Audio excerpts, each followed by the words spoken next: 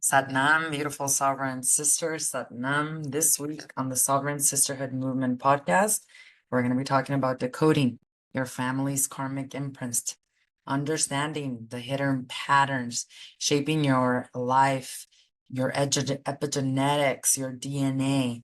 We're also going to be looking at August's 2024 astrological energy update, and we're going to be looking at this week's self-worth ancestral guidance from the tarot that is here to remind us of our intrinsic worth. So if this all sounds amazing to you, welcome and join us. Satnam, beautiful sovereign sisters. Satnam, for all of our new listeners, the Sovereign Sisterhood Movement is a global initiative dedicated to helping women like you holistically heal and break free from generational cycles of emotional pain and trauma. We integrate the science of Kundalini Yoga therapy and A Course in Miracles spiritual psychotherapy to help you disrupt these ancestral karmic patterns so that we can create a safe space for healing and for visibility. Our mission is to lead women like you towards their own personal sovereignty and holistic well-being so that together we can build a legacy of healing for 7 generations before and after you. Satnam and welcome. For those joining us live, welcome. Feel free to post any of your questions here in the comments. For any of you joining us on the replay, we love you. We see you. Thank you for keeping up, because as Jogi Bhajan says, keep up and you will be kept up. So before we get into this week's topic of decoding generational trauma, because it sounds easier than it is, and if everybody was able to actually decode it, understand it, and to become aware of it, then we would be breaking cycles left and right every single day. But the problem is that you don't know what you don't know.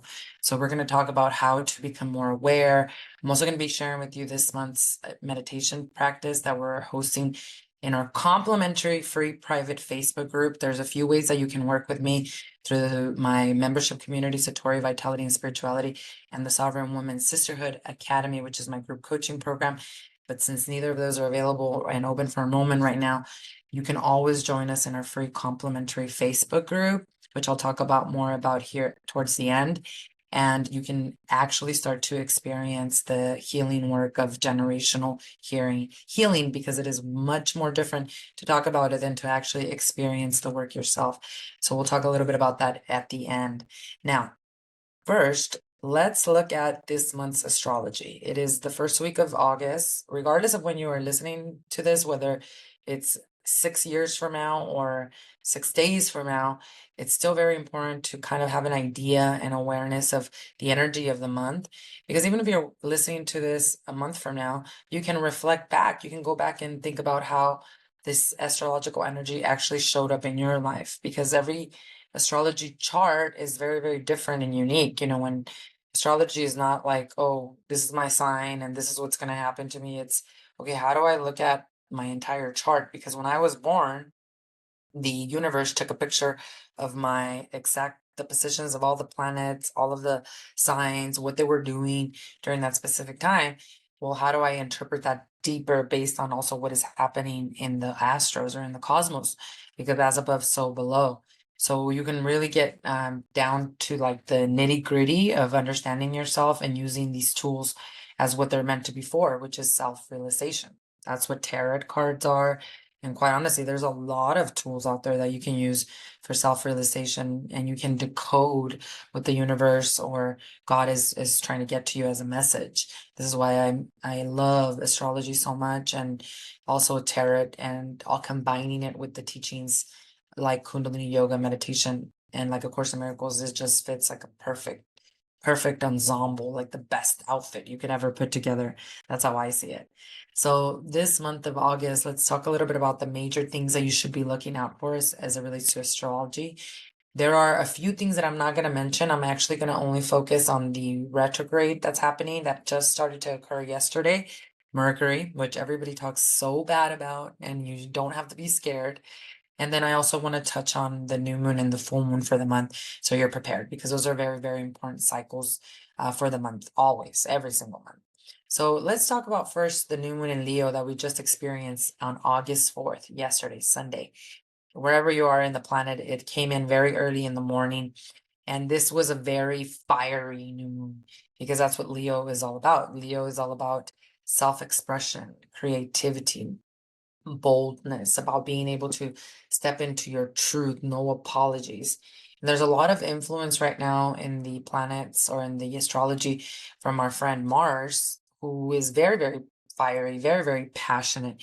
But the problem with this is that if you don't know how to channel energy, you will use this passion to destroy instead of to create. That's a lot of the things that we've been talking a lot about in our women's community, Satori, and in the Sovereign Sisterhood Academy, because a lot of us are feeling this like bigger call from something bigger than ourselves, right? We're excited with ideas. We want to create. We're ready for this new project, or we're ready to expand upon a project that we're working on. But the problem is that our limiting beliefs, our self-worth issues, are not our inability to not see our worth and our value. That means that you have now emotions that are stagnant and stuck in your body, that when you don't channel them, and what I mean by channel them is they need movement, they need expression. So movement is meditation, movement is chanting, movement is swimming, movement could be a walk for you. We need to basically allow the energy, emotions to move, because if you don't, then what you feel is, instead of passionate, you feel overwhelmed. You feel like an imposter. You feel like you don't have the energy to actually birth the actual project. And that's why the new moon in Leo can make you feel very stressed out. It can make you feel like there's massive amount of changes, and you're going to see with our 3-card reading today. I've been through a lot of education. I've been through a lot of self-mastery. Why am I still doubting myself? That's what this new moon is going to force you to ask yourself. How can I courageously express my authentic self so that I can free myself from societal, generational, parental expectations? What are the new patterns that I need to or want to create in my family lineage, in my own life? Because that spreads to the family lineage. If I could really take on this energy of the Leo boldness, what would that look like in the 3D? What kind of actions would I be taking? What would my daily lifestyle habits look like? What would my schedule look like for the day? Because this new moon, what it's doing is it's creating an ideal for rituals, for meditations, for daily habits, where you're going to be focused on increasing that self-love, where you're going to be focused on breaking free from limitations, especially generational limitations. We're going to talk about how they show up here today in the next segment. So one way that we do that is by really facing our fears and getting real with ourselves. That's what decoding awareness is all about. We don't know what it is that we need to change. We can't change it. So it's going to take, this new one is going to require you to be courageous, to be okay with facing yourself, because you are the only person you are ever in competition with. You are your worst enemy as well as your biggest advocate. Those questions need to be answered in order for you to get to the root cause of, why am I not taking action? Why am I not being bold? Why am I not birthing this incredible idea that has been with me for probably many lifetimes, but now feels so painful not to birth? So it can bring all kinds of emotions, this new moon. In either case, setting intentions, getting clear on your worth is very, very important. In our community, we have what we call a new moon sadhana, where we all gather in the morning as women and we practice meditation. And we're working right now in our community on 21 days of spiritual intuition in Satori. In the Sovereign Woman or the Sovereign Sisterhood Academy, we're working on healing the inner child, which is what helps you step into your boldness, right? But in my community in Satori, we practice a very powerful meditation together that clears the karma from the arc lines. It's a Kundalini yoga meditation. And that's very important, because when you are unaware of the karma that's running through your arc line, which is your 6th energetic body, this is the body that governs your intuition, your halo, your ability to accept yourself as holy. When you don't have a strong arc line and you don't have strong spiritual intuition, then what happens is that you repeat the same nasty patterns over and over and over again. And then you just think the world is against you or God is against you. So this meditation that we practiced together was so beautiful. The experiences and the feedback that I received back was just so genuine. And we were able to really get clear on what it is that our heart desires. Like so many of us don't allow ourselves to dream and don't allow ourselves to say yes to those dreams of our heart. That is your ego. That's your identification with I'm not worthy, I'm not enough. That keeps you from that. And that's where community is so vital. Because as we all set intentions as a community, we all were given permission to do that by watching one of our other sisters actually do that ourselves. So these are the things you're going to have to be reflecting on. And why this is so crucial is because the other transit I want to talk about this month of August for you to look out for is Mercury going retrograde, which just started yesterday too on August 4th, along with the new moon in Leo. And it's going to be retrograde until August 28th. And this is the transit that everybody talks smack about. Like everyone's like, oh, they're so scared and be careful, and now everything's going to go wrong. And then everyone starts blaming the planets and the signs for what is happening in their life. This is not something to panic about.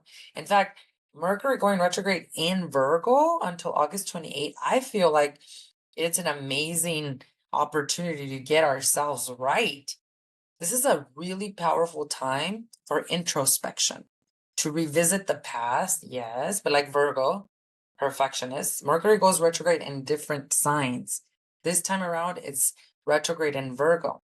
But with Virgo's energy of perfectionism, of getting it right, it's perfect to dot the T's, cross the T's, dot the I's on the things that have not been done right. It's not that you're a failure or that you're a screw up or that here you go again, I have to fix things. It's an excellent opportunity to review, to analyze, to refine wherever that shows up in your chart. For some of us, that might be in our businesses. For some of us, that might be in our family situation. Some of us, that might be in our money, depending on what house this is affecting.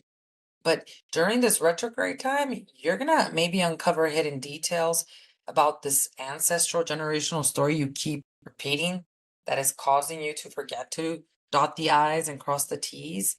You're gonna perhaps maybe really get memories that return to you about how it's important for you to honor your inner child, to look at any miscommunications as an opportunity to learn to become a better communicator, which ultimately means you're a better listener. So all these things about Mercury retrograde, excess coming back, technology not working, I can see that happening completely. And I feel, and I'm putting this out there right now already, that we are going to have another major technological problem, like we saw happen with Microsoft going under. Suppose I'm putting that in quotes because that's what they're telling us that happened. I don't buy it and I don't believe it even for a second, but there will be some major technology mess ups. It's just part of the game. Is that something you should be worried about? Not at all. That's the whole thing. If you know it's Mercury retrograde, then you just kind of plan a little better. You know, a lot of people are like, don't go traveling during Mercury retrograde. I have traveled globally during Mercury retrogrades and nothing bad has happened. Like if there's delays, okay, you just prepare for them. How do you prepare for them? You get there earlier. If you're gonna fly somewhere, you double check your ticket airlines, you double check the path you're driving, all these different things. But it's not something to worry about. Mercury is gonna do what Mercury needs to do. But like I said, being in Virgo from now until August 28th, to me, that means major inner transformation so that it can be reflected in your outer world as we get closer to actual Virgo season and the month of September. So nothing to worry about, just plan accordingly. And if you want to dive deeper into what this means for you, well, then find out where Mercury and Virgo sit in your chart so that you can get a better idea. In either case, this is going to be a really powerful time to get ourselves right. We've been through massive change, massive leveling up, massive transformation. Now, oh my God, let's all integrate it. Let's embody it. Let's figure out my daily routine. Let's see what are the things that need to come out of my life and let's see what needs to stay. That's really what it's all about. And it's perfect for us because then we move into the full moon in Aquarius, which is happening on August 19th. And I love that. The reason that I love that is because Aquarius is of the future, very innovative, So think about it this way. New moon in Leo, bold, new ideas. They've never been done, or I've never done them. Nobody in my family has ever done them.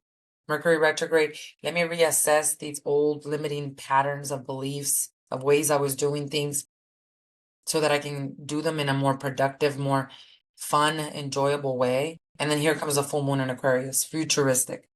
Let's finally break free of these outdated systems. Let's use it as a powerful time for releasing and for saying yes to the project, to the relationship, to the whatever money situation, even if it's never been done before, even if no one in your family has ever accomplished this. And this is also a very beautiful full moon to get help, because Aquarius is of the community. So now in age of Aquarius, which we're almost fully in, after November, we're going to be fully into this time of the era, leaving the age of Pisces, now moving into the age of Aquarius. It's all about community. It's all about you're not doing this by yourself. It's not Jesus Christ returning. It's the Christ consciousness being born in all of us. So the full moon is going to really encourage you and help you see where you can get help, so that you can deliver your dharma, so that you can put out your deepest deepest desires from the heart. So it's a time to really connect with our truth. This entire month of August, it's about setting clear intentions of what we want, re-looking at our value system to make sure that it's still in alignment with who we are, and using things like the retrograde and the full moon to be patient and use the energy for deep reflection, but also to release what no longer serves us, to step into this new era with conviction and with sovereignty. Now, this month in our free private Facebook group community, I'll be sharing with you a specific meditation.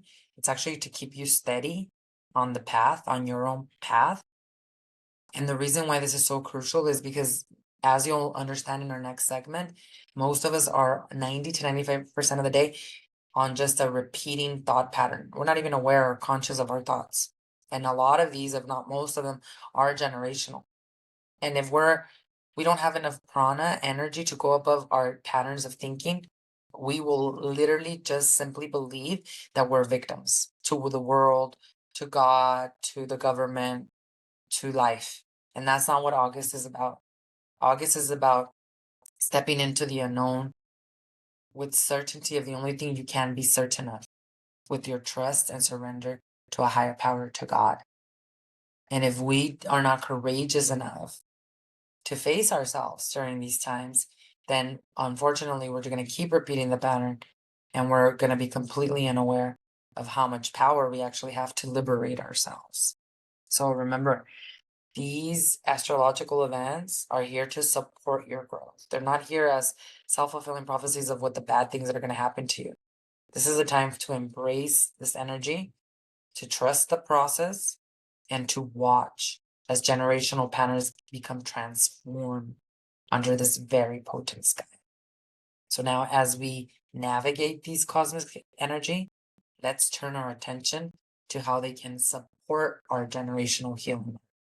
This week, we're focusing on decoding our ancestral karmic imprints.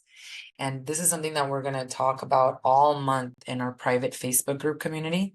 That one is complimentary and free. You can find the link here below in the description. But we're going to be specifically working on awareness and understanding our ancestral imprints, because you don't know what you don't know, and you cannot change what you are not aware of. And that's most of the problem of why we don't give ourselves permission to heal. Because again, most of us just think it's normal to live our lives where all day we're anxious, all day we're angry, all day we don't feel good in our bodies, we feel sick, all day we feel envious, jealous, all these different emotions that we feel. We almost just believe that that is normal.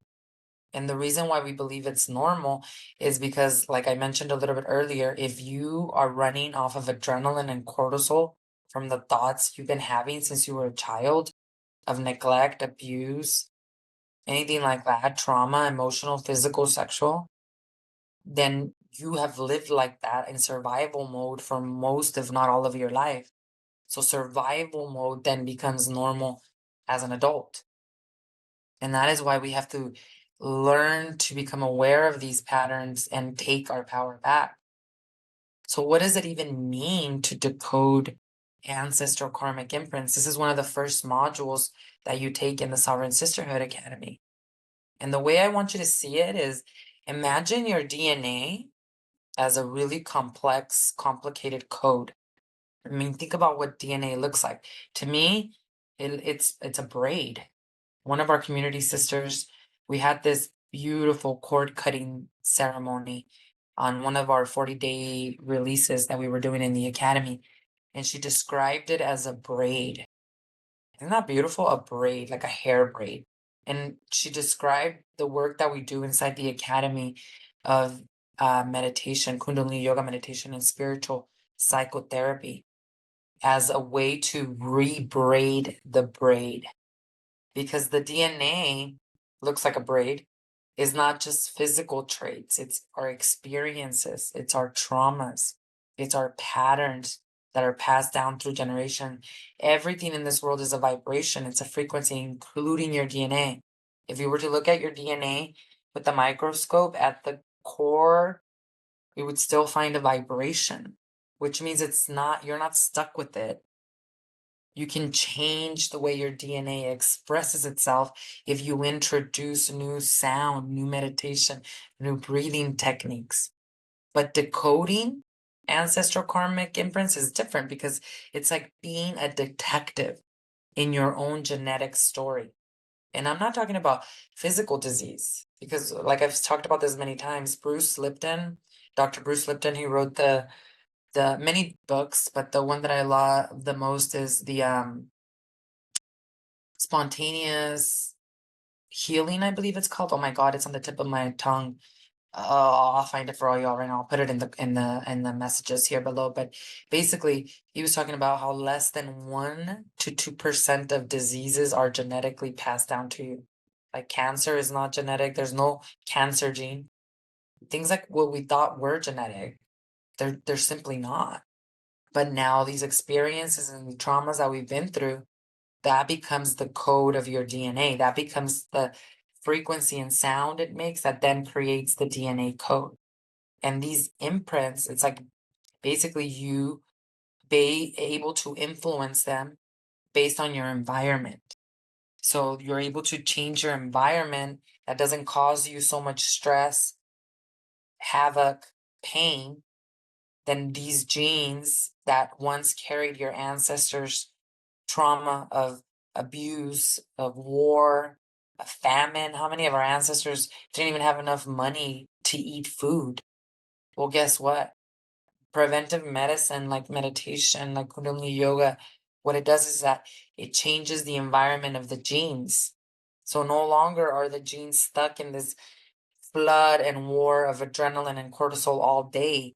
Now they even for seconds, they get all the other good chemicals that your hormones secrete too. Even for a second, they get serotonin, estrogen, good levels of estrogens from your hormones. And guess what happens? The other genes turn on, not the ones of trauma, the genes of your grandmother's charisma, your grandmother's wisdom, all the other great things that they did live for us as well. That's what epigenetics are. It's basically the study of how behaviors and environments can cause these changes that affect the way your genes actually work. None of us are victims to our family history. So think of it this way. If your grandmother lived through severe economic hardships, you might inexplicably struggle with scarcity mindset or money management. Even if you grew up in a financial stable home, like say your mom and dad were financially stable, but grandma wasn't, you might still carry on those expressions. Now, it's crazy how these genes express themselves in two different ways. Like, for example, there was this guy who was giving an example of how he came from a family of 12 siblings. 12 siblings. So then when he had a child, he actually had 3 children, but one of them didn't want to have any kids at all because of what dad went through, and the other one did want to have kids. So you have to remember that each of your brothers and sisters also were raised by different parents, even if your parents are the same physical parents. And you're like, what the hell does that mean? Well, your mother was not the same mother when she was raising you, because she was a different age, a different time of her life than when she was raising your sister. Let's say your sister was born 7 years later, or 4 years later, 5 years later, 10 years later. That's a different mom. And firstborns, they get it the worst because those are like the experiments, right? The parents are still trying to learn. There's so many jokes around how the firstborns are like the managers of the families because they've had to raise other brothers and sisters. In either case, that is why these genes express themselves differently from sibling to sibling. Now, also, you have to take into consideration their own trauma. So let's say mom went through trauma, and then your sister went through severe trauma, but even more severe trauma, even though you guys were raised through the same household. Let's say your sister went through sexual abuse, but you didn't go through sexual abuse. Then your genes are going to respond differently. So these are layers, and that's why it's not like a one size shoe fits all. It doesn't work that way. It works in what you went through as a child, but also what your ancestors went through. And then how are you managing your stress? Because now as an adult or as a child, you have stress that you can't get away from stress. Stress is not a bad thing. It's if we stay in chronic stress, that's where we get sick. So if you are someone that then gets into running or meditation or something that helps you process emotions, then you're not going to have the same experiences as your brother or sister who are not doing that. So it's not that hard to see, actually. I have a perfect example of like even toxic relationships. There was a client of mine who joined the academy to break generational patterns, and she always was in toxic relationship patterns. Like every one of her relationships was codependent, or there was cheating, infidelity, always, and that was one of her core problems that she noticed. And it happened to her mother, it happened to her grandmother, and she's like, as far back as I could tell. And she finally came to the academy. She started doing the work. Within months, not only did she meet an amazing man who was not basically abusive, who was not codependent, who was not just taking advantage of her, lying to her, right? But fast forward to now, a couple of years now, and she's now engaged and getting ready to marry this man of her life, man of her dreams. Why did this man come into her life then, and this man didn't come into her life prior to that? Well, that's easy. That's because she changed her frequency. She integrated the work, the shadow work that we do inside of the academy, the spiritual psychotherapy work, as well as she eliminated and released those patterns from her nervous system, from her brain, that were attracting these same kind of relationships. So she was no longer a match to toxic relationships, because we're all magnets. She now became a match to a high frequency relationship that respects her, that loves her. And now she's got engaged and they're getting married. That's how it works. So there's a ton of situations and examples that I can give you. But what I want to make sure that everyone knows is that this work is not all love and light. It can be very, very challenging and very painful at times. And that's why in our close Facebook group, we're practicing this month how to become aware and decode these patterns. But by the same token, we're working with the meditation that keeps you steady on your path. Now, again, in our closed Facebook group, this is complimentary and free to all of you women. So if you're a woman, born a woman, then you can join us in our closed Facebook group, where we're going to be going deeper into understanding how to become aware, the signs, and then the energy work, both from A Course in Miracles perspective, spiritual psychotherapy, and then also for all the work that we do with through Kundalini Yoga meditation. And the whole thing about this is the why it's not all love and light is because we have what is known as an ego. That is our identity. That is who we think we are. And this ego really doesn't want you to heal. This ego will tell you this is who you are. This meditation stuff doesn't work. It works for others, but not for you. And you can't change your family's legacy. Those are common thought patterns of the ego. But the truth is that these generational demons, because that's what they are, if you look at them spiritually, energetically, they're demons that have been passed down from generation to generation to generation. Because these demons, think of them as energy frequencies that are starved and that they feed off of the low frequency of the human experience. So you being in hate and resentment and envy and jealousy and sadness and constant long periods of grief, those are demons. They wreak havoc time after time if you do not address them. And the way you address them is by fixing and healing all of your energy leaks. Your energy leaks are basically all those unconscious emotions that you're operating under that are creating your auric field and your arc line that protects you from spiritual warfare and also from illnesses. When you meditate with Kundalini Yoga meditation, you make these energetic bodies very strong. And when your energetic bodies are strong, that means it's a lot harder for a demon, even from the outer world or from the demonic emotions, which are like anger, not gratitude, anger, fear, all those.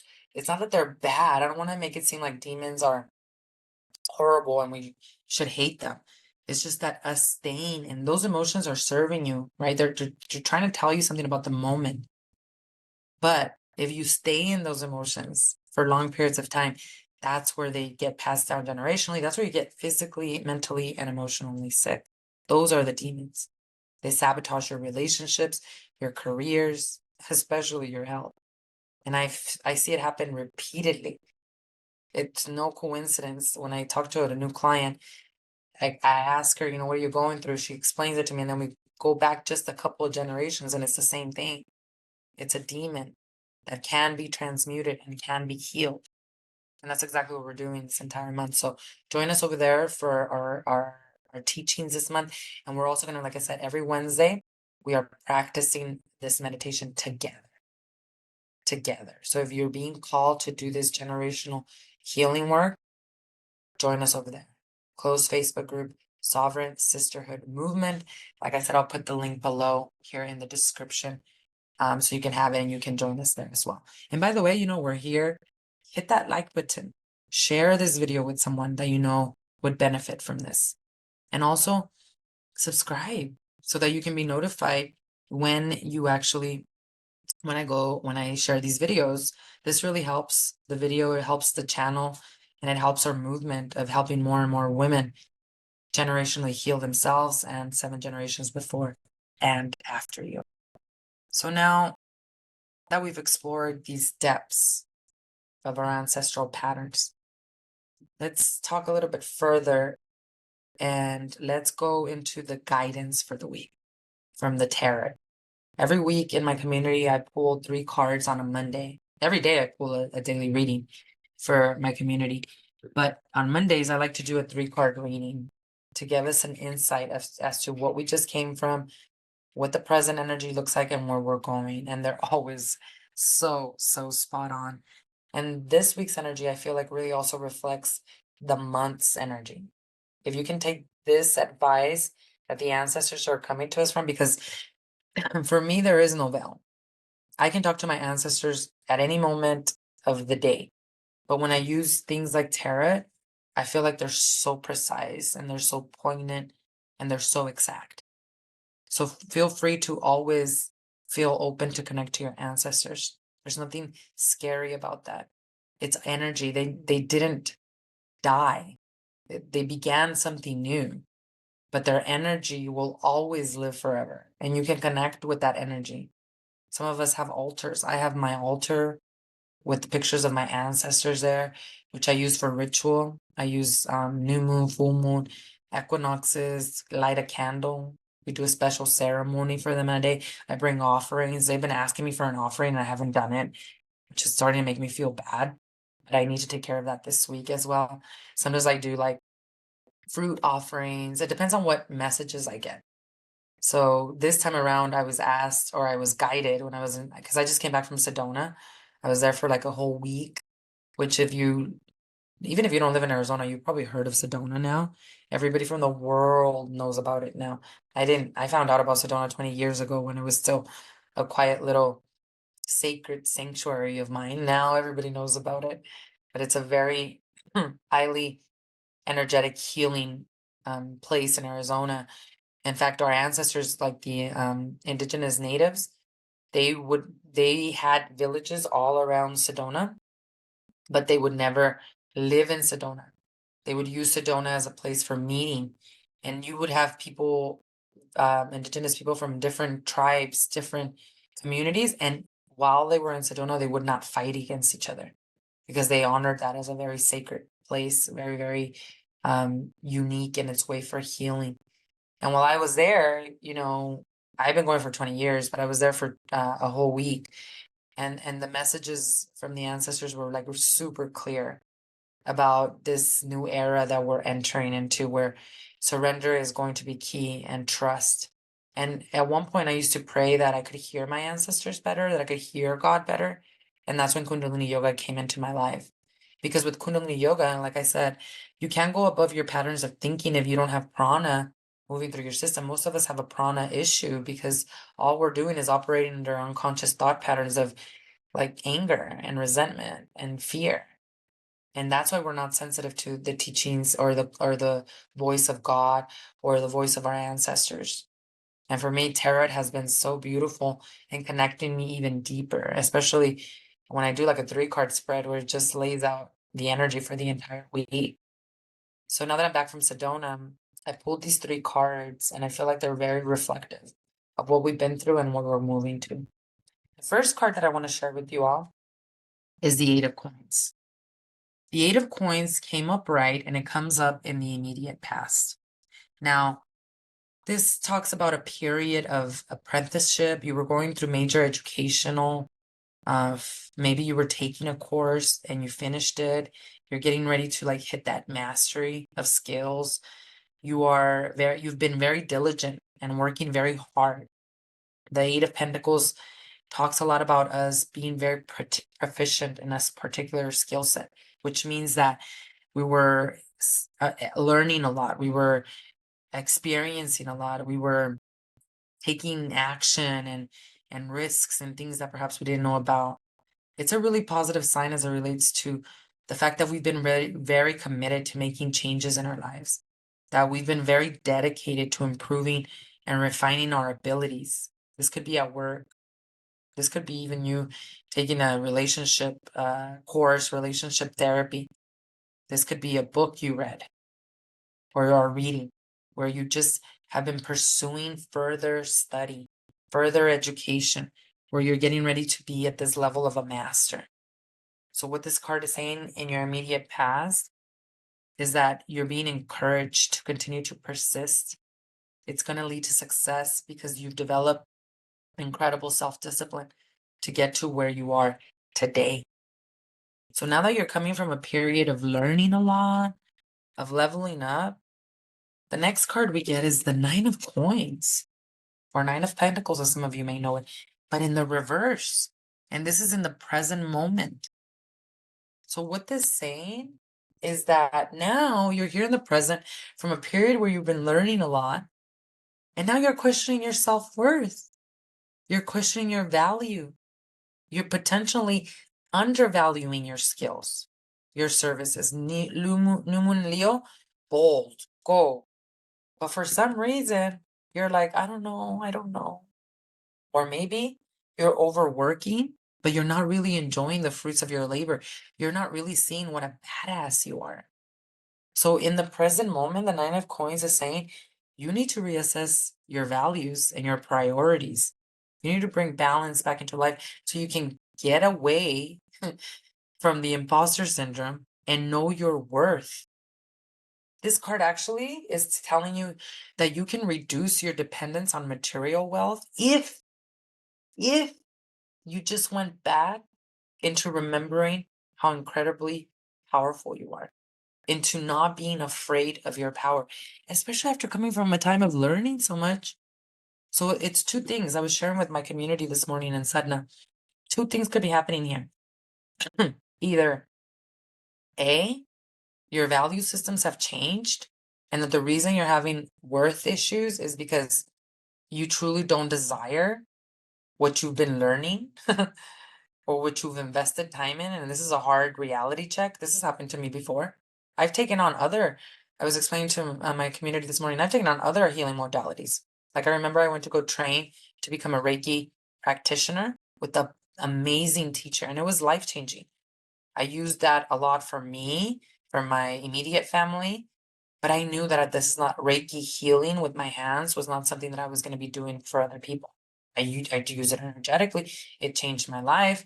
When I came back from the training, I was able to open my own Kundalini yoga studio. A lot of things were moved and everything was amazing, right? But I knew that I wasn't going to be focused on Reiki healing. And that's okay because I accepted it and I moved on. And once I accepted it, that's when Kundalini yoga teacher training came into my life. So it could either be you invested time where you were learning something, but now your self-worth is because holy shit, I'm lying to myself and I actually don't like it. I don't enjoy it. And I don't want to tell myself the truth. Or B, it's so futuristic what you're doing. It's never been done in your family. It's never been done in your, maybe never ever as an entrepreneur. And now you are totally thinking that the challenges and the blockages that are coming up is because God is telling you not to stop doing what you're doing. You need serious discernment. Because if I can think of anybody who's done anything great or amazing, they were told no a gazillion times.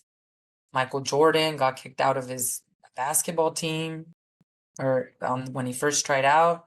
What would have happened if he stopped? Right? So many different things correlate back to your generational patterns of trauma and inner child healing, because if you don't address that, then those things are the things that are probably causing the self-worth issues, which is why you don't want to move forward, which is why you're afraid to be seen. So you have to discern and analyze, okay, why? What's at the core root of me undervaluing myself and my skills? And that's going to be crucial because in the future, we have the Page of Cups and it's reversed. Where reversed, you're keeping your ideas and your inspirations a secret. It's like there's an aspect of you that wants to be expressed, but for whatever reason, self-worth, or maybe this is not something that I want to do anymore, you're holding back. So you're worried in the future about your creativity. Is this creativity going to lead me into the right direction that I actually want? Does it even really have value in the world? You might feel stuck when it comes time to express yourself creatively, and you don't know how to bring this side of yourself out into the external environment. You got the ideas, they're there, but now you're having trouble figuring out how to make them into a reality. And the problem with this card is that you need to explore and accept your intuition. Because it's like you're trying hard to listen to your intuition, but then when the messages come through, you're left wondering, oh, is this really true?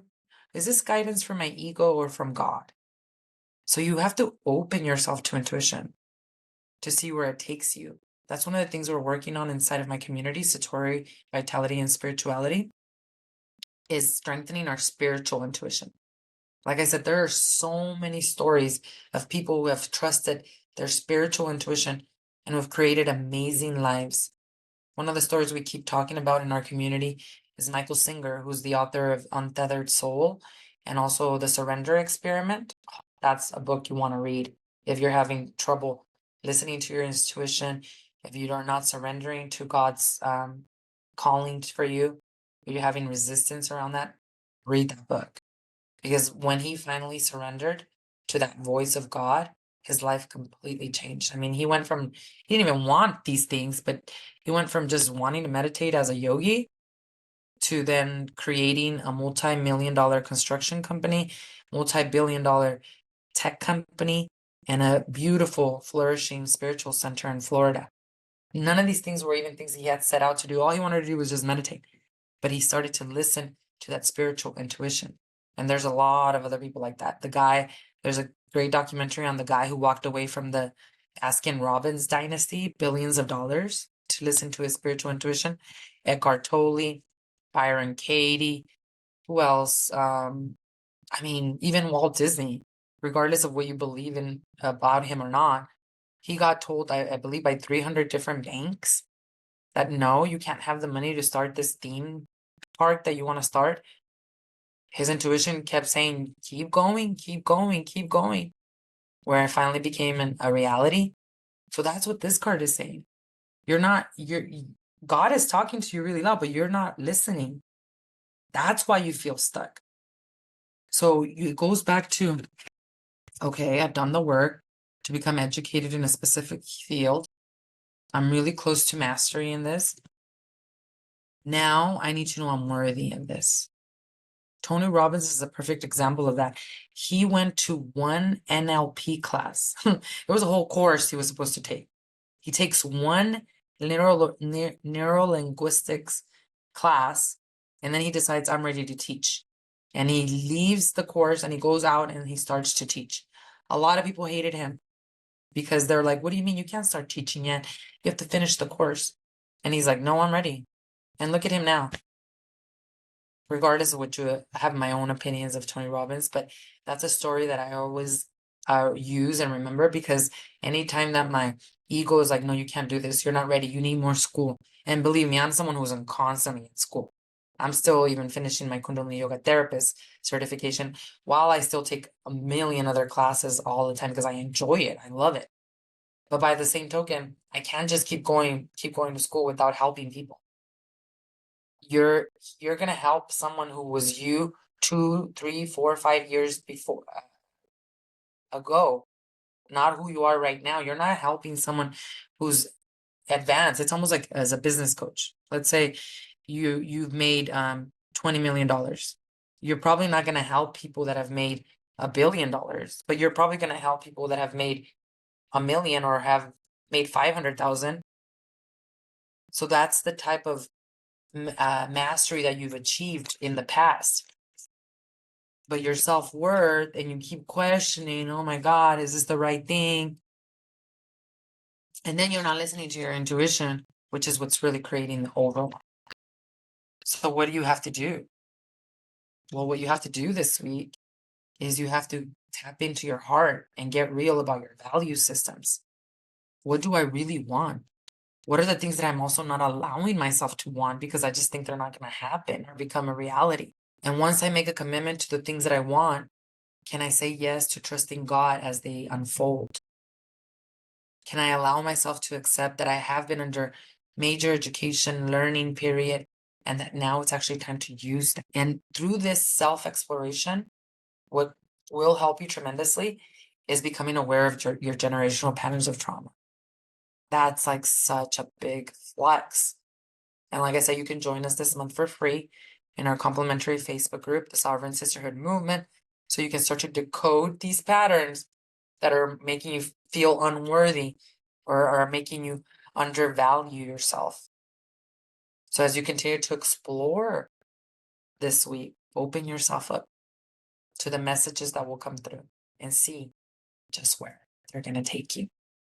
Well, this has been such a wonderful week, and sharing with all of you more information on generational healing, as well as this month's astrological energetic update and this week's ancestral guidance. I truly do hope and I pray for all of you that you connect deeply with your heart and that you understand just how powerful you are as a cycle breaker, healing yourself and healing 7 generations before and after you.